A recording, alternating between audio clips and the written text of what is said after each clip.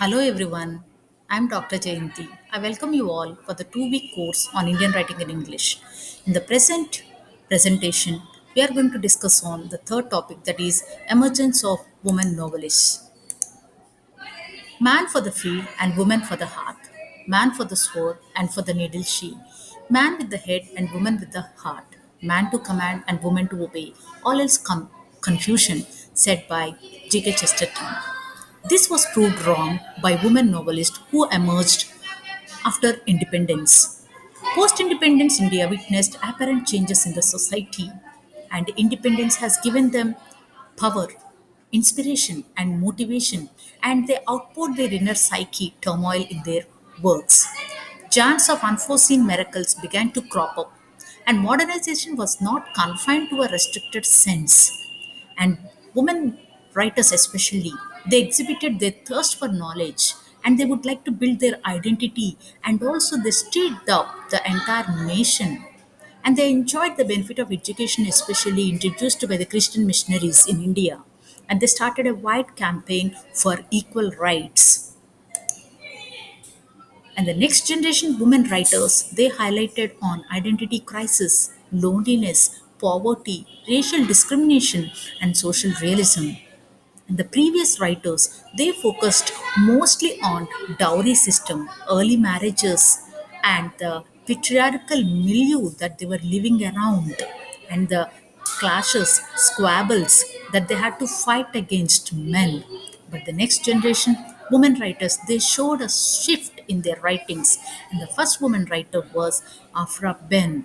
She was the first woman writer who served as a great source of inspiration to the other writers who came up with many of their writings, and they became so popular by portraying of different shades of their life. They expressed their quest. Their quest did not die. Their quest continued, and they actually served as an epitome to the next generation writers, and the zeal crossed all the barriers, all the difficulties too, they have taken so boldly and presented in their writings. Turudat, she had become a remarkable writer. Sarojini Naidu, with her tremendous works, she served for the independent struggle of freedom. Her writings especially encouraged the soldiers. Her writings were more of patriotic, a patriotism filled in her writings. Bangle Sellers, if we take The Gift of India, Motherland, she portrayed motherland so well. And women writers varied from pre independence to post independence. Never did they sit at home and cry of their plight. They slowly, gradually tried to change their plight, and they created their identity. Their quest or zeal did not dry up. They continued. They have come across, they have swimmed across all the vicissitudes, all the problems, and they only learned to scale up and reach the heights. And they have taken everything in a very challenging manner. And what was said that man for the field and woman for the heart, they proved it wrong.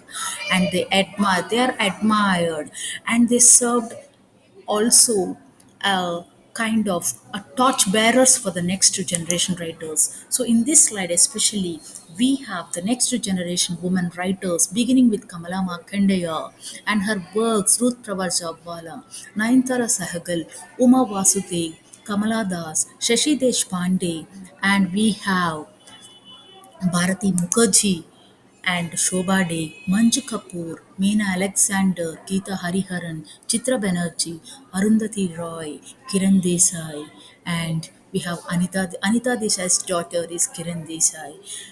And their themes, the themes that they portrayed in their works varied from one writer to another writer. And we find a staggered number of their names, and the themes that they penned in their writings are of socio-economic and biographical, autobiographical. So many themes we find in their writings. Thank you so much for listening. In the next topic, we are going to discuss on one of the Asian American writers, Jhumpa Lahiri.